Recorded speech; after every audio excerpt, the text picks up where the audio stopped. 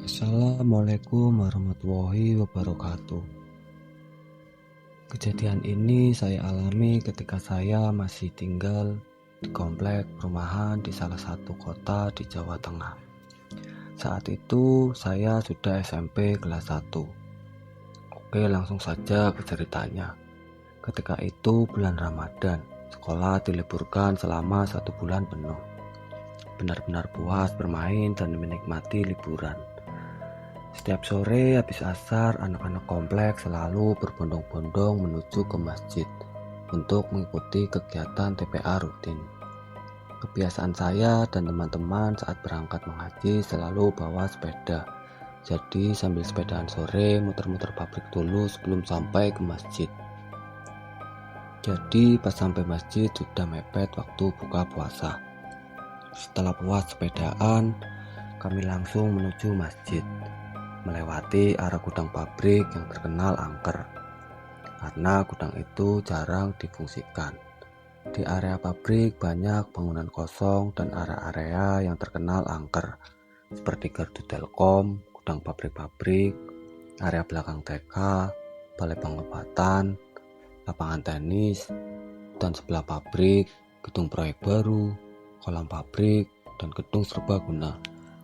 Sudah jadi rahasia umum di komplek kalau daerah pabrik sangat mencekam ketika malam hari. Sampailah kami di masjid untuk mengikuti kegiatan TPA. Setelah selesai TPA, dilanjutkan acara buka bersama di masjid dan sholat maghrib berjamaah. Selesai sholat maghrib, saya dan kawan-kawan berniat langsung ikut sholat raweh. Jadi tidak langsung pulang ke rumah. Seperti biasa, kami main petasan, kembang api, dan mercon di sekitar jalan depan masjid. Setelah puas bermain petasan, kembang api, dan mercon, kami duduk di dekat pos satpam, bercerita tentang serunya bermain tadi. Tiba-tiba dalam benakku terbesit ide dan langsung terceplos ke mulut. Bagaimana? Setelah sholat tarawih nanti kita sepedaan muter-muter pabrik.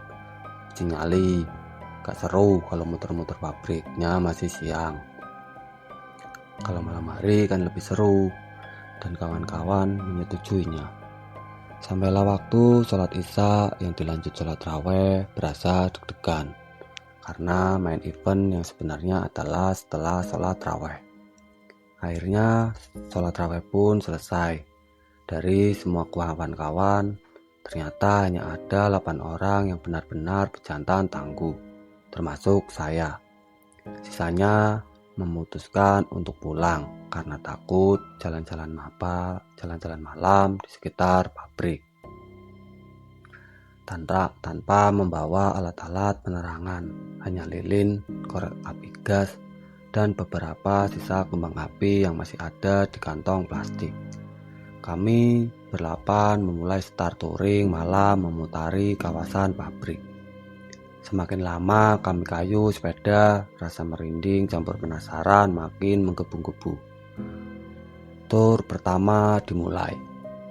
Melewati gedung serbaguna. Di dalam gedung terdapat alat musik Jawa kuno seperti gong dan gamelan. Kata para pegawai pabrik, di malam-malam tertentu, kadang gong dan gamelan ini bisa berbunyi sendiri. Kami pun merasa ketakutan ketika melewati area ini. Dan benar saja, kami mendengar gong ditabuh dengan keras dari dalam gedung.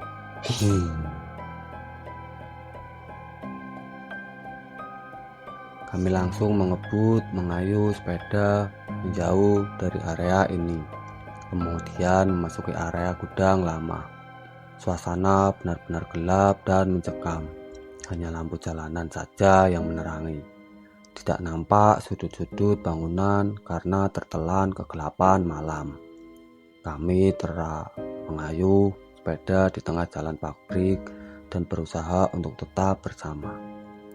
Setelah beberapa saat, kami memasuki area kolam pabrik. Di kala siang hari, kami sering memancing di kolam ini. Di sini terdapat kolam berbentuk L yang sangat besar dan luas. Di sekitar kolam terdapat sumur-sumur resapan yang sudah tua dan tidak terurus. Suasana makin mencekam karena beberapa lampu jalan mati. Keadaan benar-benar luar biasa berbeda ketika siang dan malam.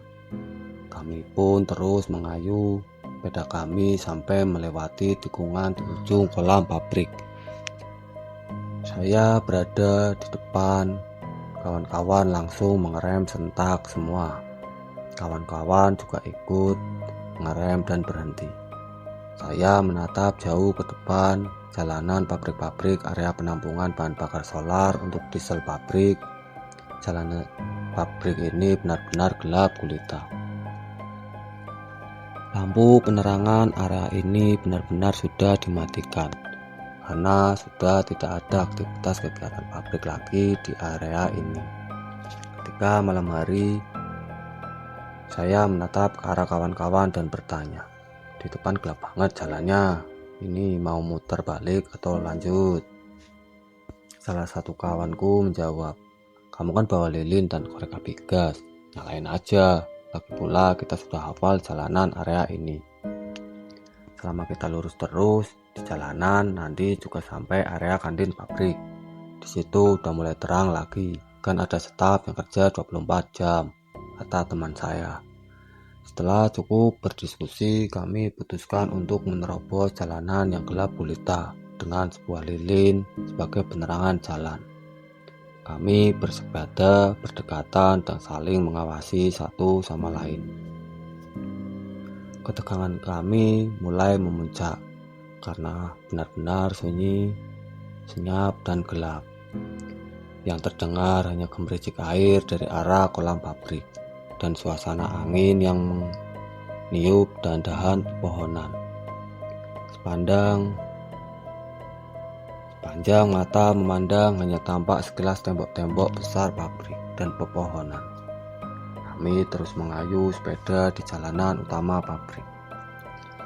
Setelah beberapa saat, akhirnya kami sampai ke area kantin pabrik.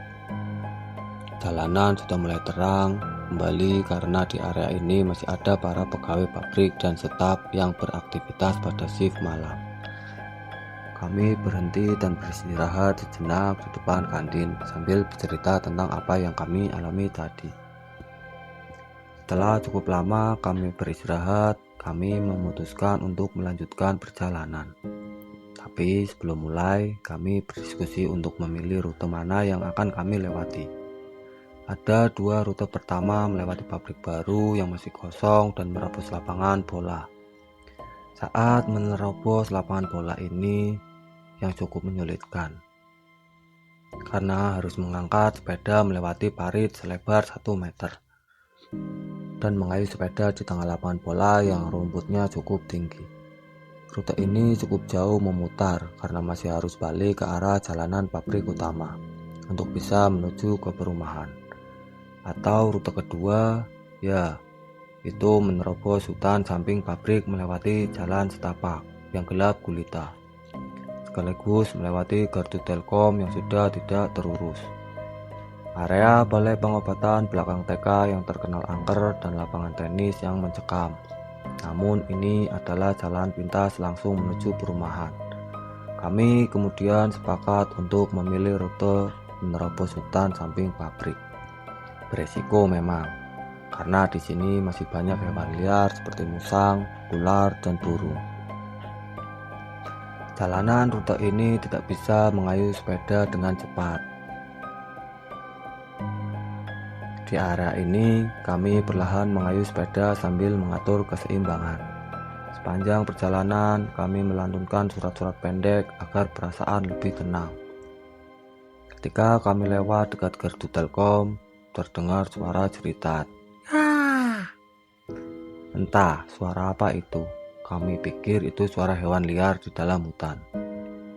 Kami terus mengayuh dan terus membaca surat-surat pendek sampailah di tengah hutan samping pabrik. Suasana benar-benar ekstrim mencekam. Tidak ada cahaya sama sekali selain lilin yang saya bawa.